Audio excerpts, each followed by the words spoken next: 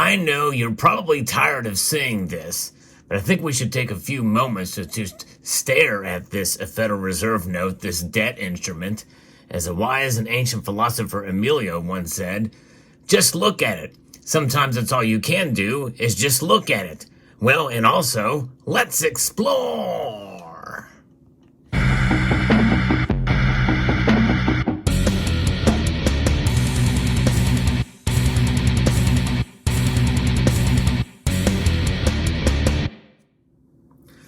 All right, this is a little bit more pleasant to look at, I think. Gold and silver.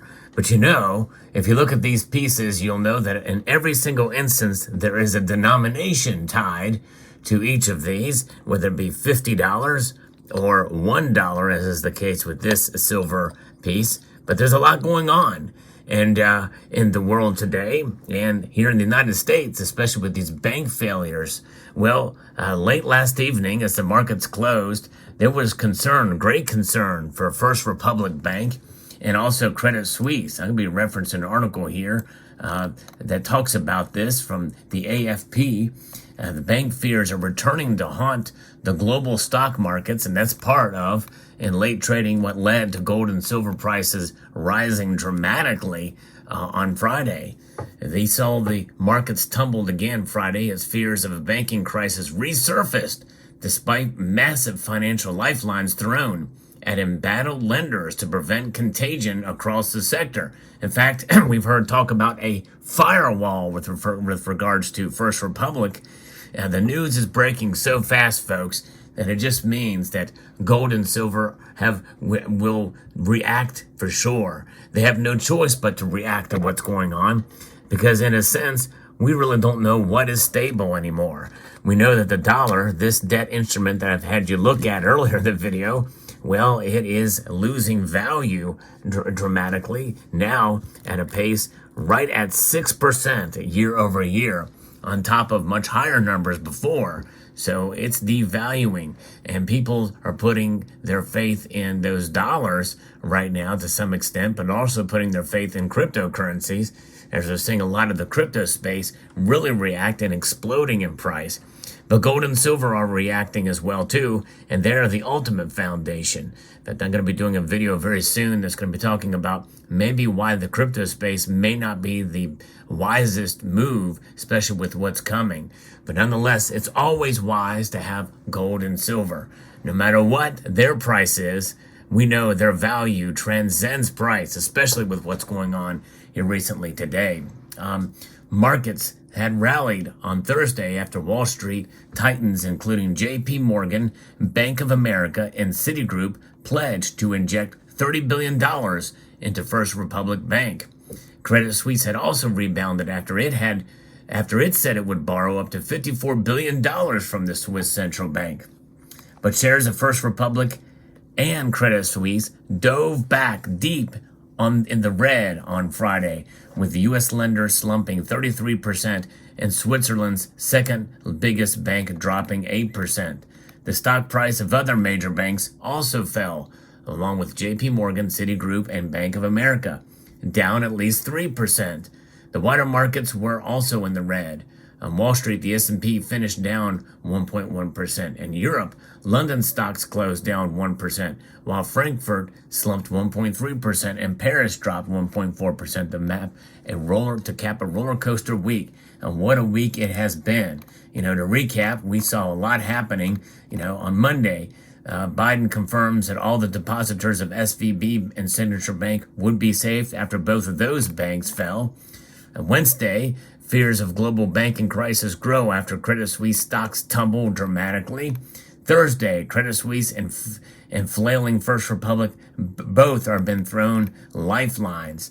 So that's what happened last week. So this is where we are at.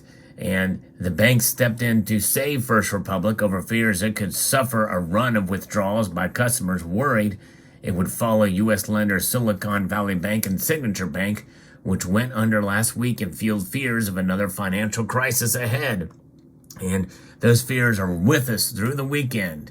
O'Hare said that the market was unnerved by data showing that bank borrowing from the U.S. Federal Reserve's discount window hit a record high of approximately $153 billion for the week ending March the 15th, exceeding anything seen during the financial crisis. That is big news, folks. Wow.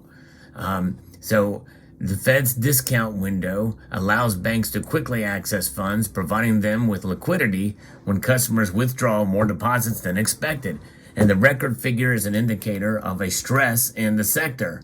This week has been seen a liquidity crisis, but it seems that the moves by authorities to remedy the situation have not completely reassured wary investors, according to Chris Beauchamp, chief market analyst at online trading platform IG. So when you think about it, there's a lot of psychology that drives the markets, and some of this fear very well could move in the opposite direction as other little bits of good news that people are going to be flailing for make their way.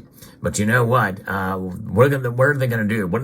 How are they going to go? They're going to run to the safest bets out there. I'm going to show you here, as there was a time in U.S. history when gold and silver were indeed transacted as money. Yes, indeed. The attributes of money for gold and silver remain intact, even though they aren't spent.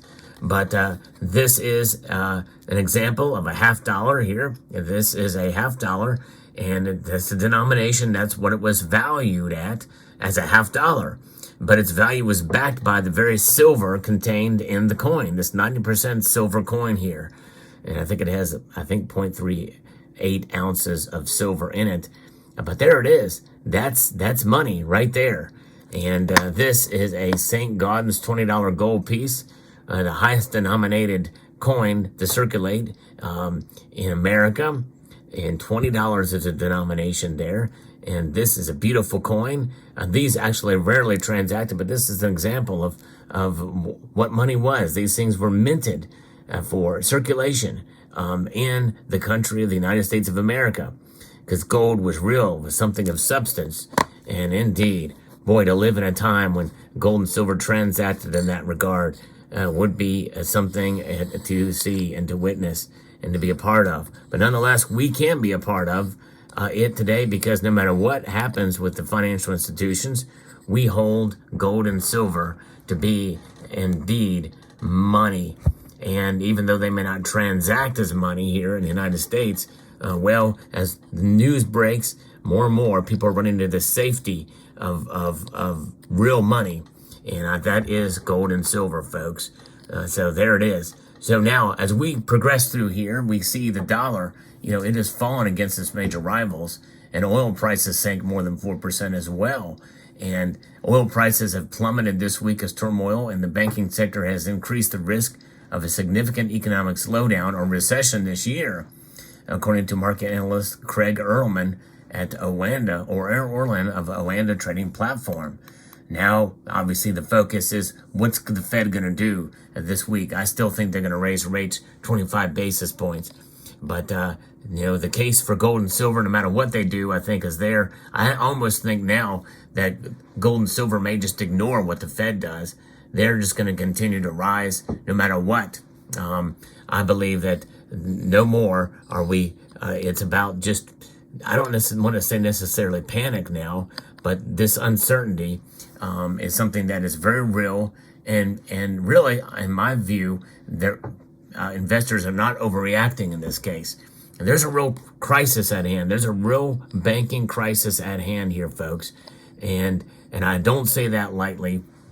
And it is difficult to have to say this because, you look at, for so many years, especially in this community, there's been panic or calls for panic. And, hey, it's time to stack now because this and that is happening.